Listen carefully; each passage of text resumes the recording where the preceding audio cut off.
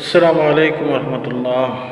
সম্মানিত প্রিয় বন্ধুগণ, বিএনপি নেতাকর্মীরা এখন তারা ক্ষমতায় যাওয়ার জন্য এক কথা তারা এখন উন্মাদ হয়ে গেছে, পাগল হয়ে যাচ্ছে।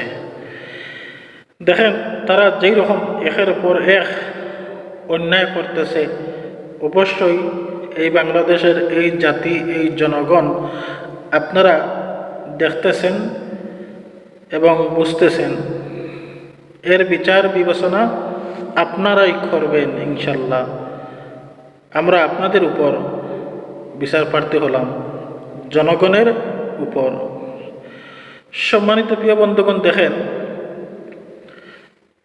বিএনপির নেতাকর্মীরা তারা বুয়া বাড়িয়ে বাড়িয়ে গিয়ে তারা বুয়া টাকা পাঠিতেছে জামাতের কর্মী হয়ে। জামাতের কর্মী বলে তারা বুয়া টাকা পাঠিতেছে, আর তারা পরিচয় দিচ্ছে আমরা জামাত ইসলাম করি।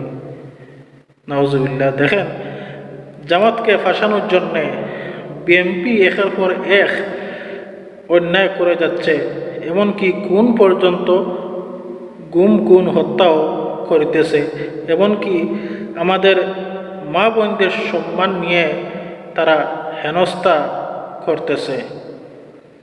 এর বিচার কিন্তু আপনারা জনগণরা করবেন ভোটের মাধ্যমে। আর বিএনপির নেতাকর্মীদের আমি বলছি, জনাব সম্মানিত তারেক জিয়াকে আমি বলছি, আপনার নেতাকর্মীদেরকে আপনি ঠিক করেন।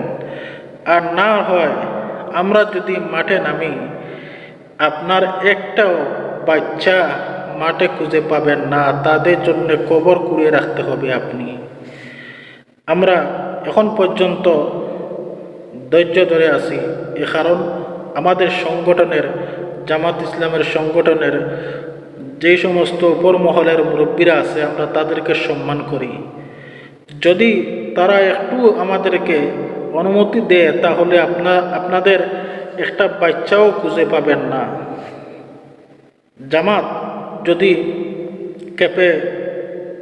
কেঁপে যায়, তাহলে আপনাদের অবস্থা কি হবে আপনারা ভালো করে বুঝতেছেন।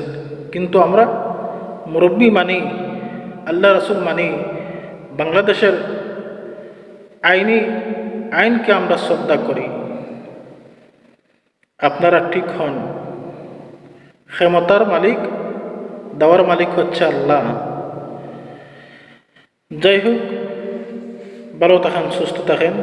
আসসালামু আলাইকুম রহমতুল্লাহ।